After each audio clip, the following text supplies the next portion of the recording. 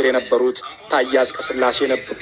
ዮአኪም አምባሳደር ሆኖ በእንግሊዝ የሂትለርን ገጽታና ጦርነት ለማዋደድ እንደሰራው ሁሉ ታዬ አጽቀሥላሴም በኒውዮርክ ይህንኑ ለማድረጋቸው የጸጥታው ምክር ቤት ምስክር ነው። ዮአኪም የሂትለር የውጭ ጉዳይ ሚኒስትር የተደረገው ከእንግሊዝ ተጠርቶ ነበር።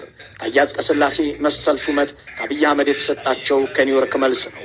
ዮአኪም በሂትለር አመራር ውስጥ እንግሊዘኛን በሁለተኛ ደረጃም ቢሆን በቅጡ ከሚናገሩ ጥቂት ሹሞች አንዱ ነበር።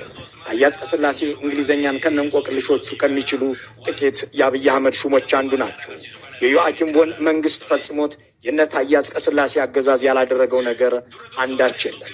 በኮንሰንትሬሽን ካምፕ ሰዎችን በማንነታቸው እየፈለገ አስሯል። እንደ ሌኒንግራድ 2 ዓመት ከበው አስርበዋል። የጋዝ ቻምበር ውስጥ አስገብቶ መፍጨት የሚያስችል አቅም ቢያጡ በሚንቀለቀል እሳት ውስጥ አስገብተው ሰዎችን ከነነፍሳቸው እያቃጠሉ በዳቦ እንብላቸው ወይስ በእንጀራስ ብለዋል። ጀርመን ይሁዲዎችን አንበጣዎች ብሎ እንደፈጀው ሁሉ የነ ታዬ አጽቀሥላሴ መንግስትም ኢትዮጵያውያንን ካንሰርና አረም ብሎ ፈርጇል። አሁንም ጽንፈኛና ሸኔ እያለ እየለቀመ ነው።